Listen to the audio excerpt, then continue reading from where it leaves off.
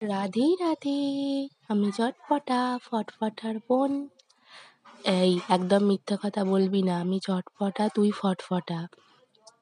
না না, আমি চটপটা, তোমরা আমায় চিনতে পারছো না? আমাদের এই চ্যানেলে যদি কন্টেন্ট তোমাদের ভালো লাগে, রান্নাগুলো যদি সুস্বাদু হয়, রান্না করে বাড়িতে দেখো, তাহলে প্লিজ ঘন্টাটা বাজিয়ে দিও। তো কাঁচকলার কোপ্তাটা আগের না অনেক সুন্দর হয়েছিল, আমি খুব খুশি হয়েছি। থ্যাংক ইউ রে দিদি, আমার রাগ ভেঙে গেছে। তো আজকে তুই কি রান্না করছিস রে দিদি? আজকে কাঁচকলার খোসা বাটা হবে। এ কি জঙ্গলি খাবার সব, আমি এসব খাই না দিদি, তুই জানিস না। চুপচাপ থাক, দেখবি এক থালা ভাত এতেই উড়ে যাবে। না আমি এসব খাই না, তুই আমায় দিবি না এসব। আমাকে শুরু তো করতে দে। ঠিক আছে নে শুরু কর, কি আর করা যায়, তবে খারাপ হলে কিন্তু আমি ফেলে দেবো ছুঁড়ে।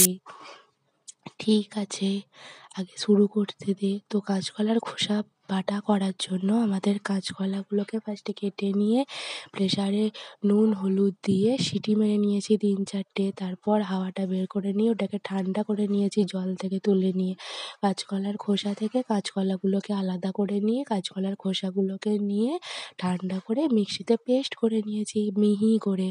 তারপর একটা গ্যাস জ্বেলেছি, কড়াই দিয়েছি, কড়াইয়ে অল্প সর্ষের তেল দিয়েছি, কালো জিরে দিয়েছি, কাঁচা লঙ্কাটাকে ভেঙে দিয়েছি, তারপর পেঁয়াজ দিয়েছি। দেওয়ার পরে আদা রসুন কাঁচা লঙ্কার পেস্ট দিয়েছি একটুখানি, দেওয়ার পর ওই কাঁচকলার খোসার পেস্টটা ওটা দিয়ে দিয়েছি। ওটাকে ভালো করে নেড়ে নিয়েছি। নেড়ে নেওয়ার পরে নুন হলুদ স্বাদ মতো নুন দিয়েছি, হলুদ দিয়েছি 1/2 চা চামচ, তারপরে দিয়েছি জিরে গুঁড়ো ধনে গুঁড়ো। দেওয়ার পরে ভালো করে নেড়ে নিয়েছি, নাড়তে থাকো নাড়তে থাকো নাড়তে থাকো, এরকম করে নেড়ে নিয়েছি। দিতে থাকো না, নাড়তে থাকো নাড়তে থাকো। নেড়ে নেওয়ার পর একসময় দেখা যাবে ওটা কড়া থেকে উঠে আসছে, একদম শুকনো শুকনো হয়ে গেছে, তখনই বুঝে নিতে হবে ওটা রেডি। তো আজকে রেডি হয়ে গেছে আমাদের কাঁচকলার খোসা বাটা। দেখ ফটফটাটা খেয়ে কেমন লাগছে, কই দেখি দে তো। বাড়ি দিদি, খুব টেস্টি, ইয়াম্মি।